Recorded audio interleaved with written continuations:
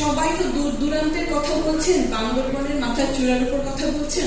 আমরা যখন কাজ করেছি সকালবেলা ওয়াশরুমে যেতাম বাসা থেকে, এবং রাতের বেলা বাসায় গিয়ে ওয়াশরুম ইউজ করতাম। শুটিং হাউসগুলোর এত খারাপ অবস্থা, কোন শুটিং হাউসে আমি জানি না এখন কি অবস্থা। আমি রিকোয়েস্ট করবো আর্টিস্টদের পক্ষ থেকে টাইলার্সকে, প্লিজ একটু টেক কেয়ার যদি করেন,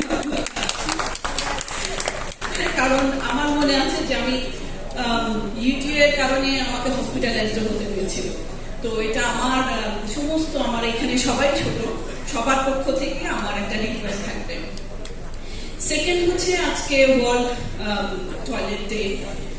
আজকে এখানকার প্রতিবাদ্য বিষয়টা খুব ভালো, প্লিজ ফর পিস। তো আমি যেহেতু শিক্ষকতা করি, বিল্ডিং ডিজাইন হোক, ইন্টেরিয়র হোক, যা কিছুই হোক না কেন, আমরা প্রথমে কনসার্ন যেটা সবাইকে দেই, স্টুডেন্টদেরকে যেটা শিখাতে চাই, সেটা হচ্ছে কিচেন এবং টয়লেটের বিষয়, স্পেশালি টয়লেটের বিষয়।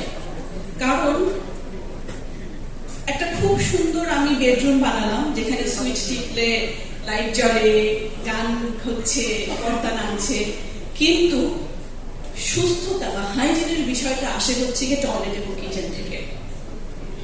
এবং সেই ক্ষেত্রে আমরা সবসময় স্টুডেন্টদেরকে একটা কথা বলি যে তোমাদের জন্য যা ডিজাইন করবে অবশ্যই এই যে আমাদের সাথে যারা হোম অ্যাসিস্ট্যান্ট থাকে তাদের টয়লেটটা আসলে খুব সুন্দর ভাবে এবং তাদের জন্য যে প্রোডাক্টটা ব্যবহার করা হয় সেইটা খুব খুব ভালো প্রোডাক্ট হতে হয়, কারণ তাদের উপরে আসলে আমরা অনেকখানি নির্ভর করি।